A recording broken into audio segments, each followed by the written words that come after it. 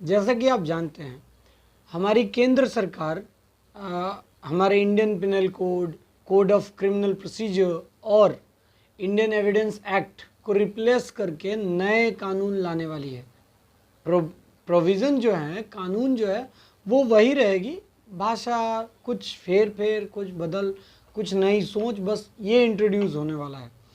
तो वैसे ही Indian penal code को हटा के भारतीय न्याय संहिता, मतलब उसका नाम रहेगा भारतीय न्याय संहिता।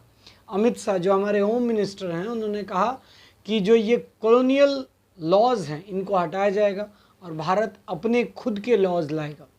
तो ये बिल तो प्रपोज हो चुका है, इसके ऊपर काफ़ी चर्चाएं चल रही हैं।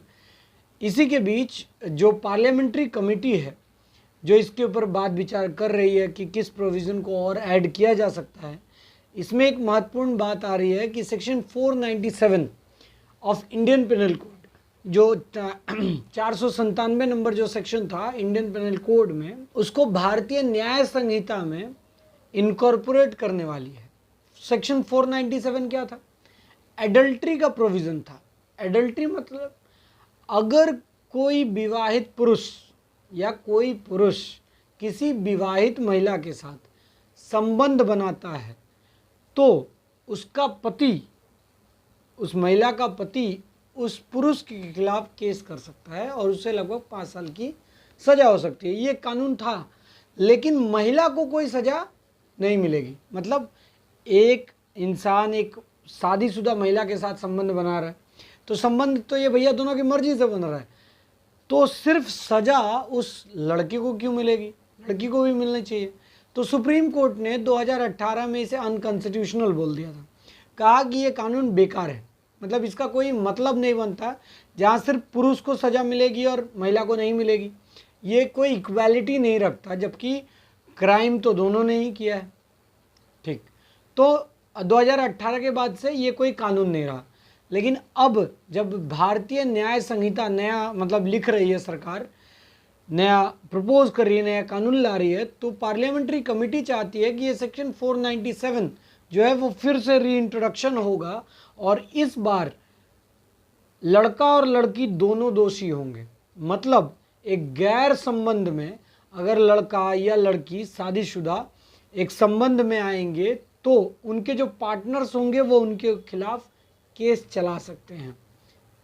मतलब जो 2018 में जो इसे अनकॉन्स्टिट्यूशनल और ये कोई क्राइम नहीं ऐसा कहा गया, अब जो सरकार सोच रही है कि इसे फिर से क्राइम की श्रेणी में लाया जाए, क्योंकि समाज में एक सोशल ऑर्डर बना के रखना है।